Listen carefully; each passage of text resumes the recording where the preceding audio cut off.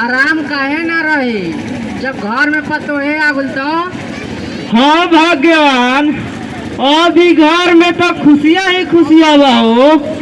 हाँ रउआ ठीक कहत बानी, हम इतना खुश बानी रउआ कही मत। हाँ खुश तो बहुत हमहू बानी हो।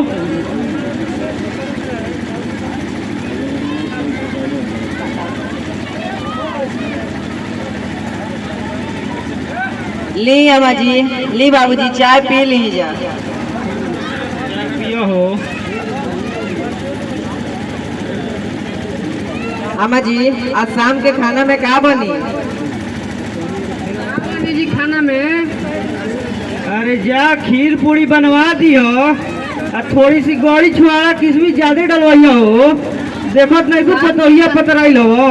शाम के खाना में खीर पूरी बना दिया और तनी किशमिश छोड़ा ज्यादा ही डाल दिया। अपन सेहत पर ध्यान दो। जी अम्मा जी। बड़ी दुबला पतला बाड़ू। देखलू हमनी के पतोह कितना गुणवान बिया। ई पतोह ना साक्षात लक्ष्मी बिया हो, लक्ष्मी। हाँ रउआ ठीक कहत बानी, हमनी के ऐसन पतोह पा के तो धन्य हो गनी एकदम। हाँ ई तो तू बात ठीके कहत तारू। प्रणाम ठाकुर साहेब। प्रणाम ठाकुर साहेब। प्रणाम प्रणाम। का हाल बा हो? आज बड़ी ढेर दिन पे आवत जा तू लोग। मालिक तनी धाम पर चल गए नो। शोभा तू अब जाओ। ठीक बा, हम चलत बानी। ठाकुर साहेब, हम सुनानी है कि रउआ मोहन के शादी कर देनी। हाँ हाँ छेदी, ई तो तू ठीके सोचला ह। हम मोहन के बियाह बड़ी धूमधाम से करनी हो मालिक, मगर दान दहेज पर तो सब को पानी फेर देनी मालिक। हमारा दान दहेज ना चाहिए झूलन। हम दान दहेज के खिलाफ बनी हो। हमारा दान दहेज के कोनो काम नहीं खे। ठाकुर साहेब, ई मत भुलाई, धन रहलो को भगवान के पास जाके आदमी भगवान से कौन मांगे लन। हम तो मोहन खातिर एगो लड़की एकदम गुलाब के फूल ऐसा देखले रही, बाकी रहुआ तो काम बिगाड़ देनी का झूलन। जी मालिक, दानो दहेज की बात बोले 10 लाख रुपया, कूलर, फ्रिज, वॉशिंग मशीन, एगो चकवा गाड़ी, झूला झूला के। तू लोग निकल जाए यहाँ से। तू जरा 1 मिनट भी नहीं रखल चाह। दबा में जाए यहाँ से, तू ना जाना सपा सपा के लिए। छेदिया के चलते सारा हमारो नौकरी गई। कहत रही कि सारा ज्यादा दहेज के फेरा में मत घुस लेवे के। चलो निकल यहाँ से, भागो। हमारो पर ठाकुर से भगाइला। काहे इतना जोर से चिल्लात बानी? तू जानत नहीं खू, हमनी के घर में आग रह दुगो आग लगावे। कहत रह कि तू दोसर मोहन के बियाह कर दो, दान दहेज खूब दिवाई जा। तो काहे ना लात मार के निकाल देनी हो? उहे तो कमो कोई नहीं है अब के। ठीक कहानी है रहुआ।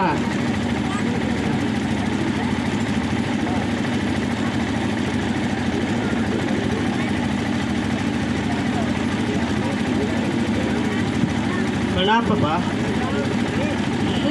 खुश रहो। अरे श्यामू, अब बैठा हो।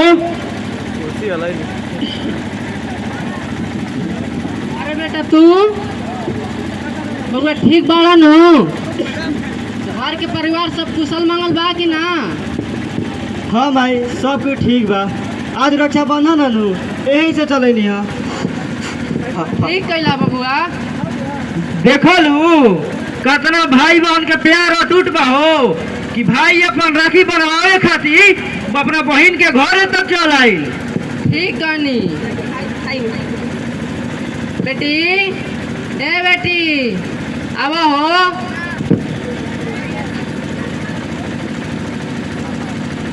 का अम्मा जी? अरे भैया तू। प्रणाम भैया। खुश रह खुश रह। हमनी के तो आबही वाला रही जा। हम कहें कि आज के दिन तू भुलाइए गेल रहो। का भैया तू भुलाइए के बात करल? भला कौन बहन रक्षाबंधन के त्योहार के भुला सकले? अच्छा तो तू आइल बड़ा तो रुक जा, हम अभी आवत बानी।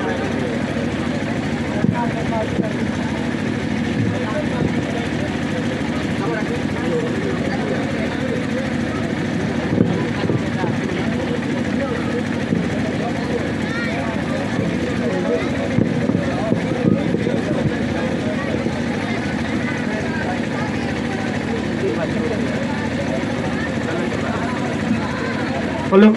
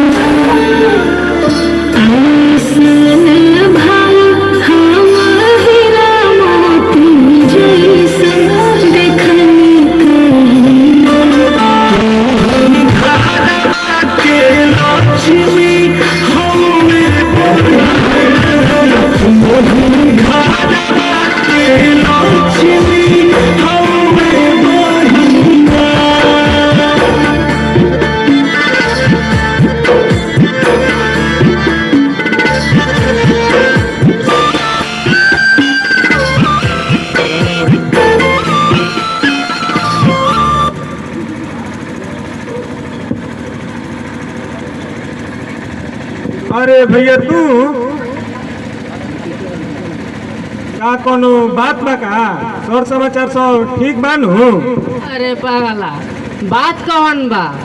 ई रक्षाबंधन है ना आज, ई भाई बहन का टूट प्यार है। ई बहन के राखी अपना भाई के खींच के लेके आइल बा। भैया अभी हमनी के तो निकल ही के फेरा में जाओ। मोहन तू ज्योति के इनके गाँव ले जाओ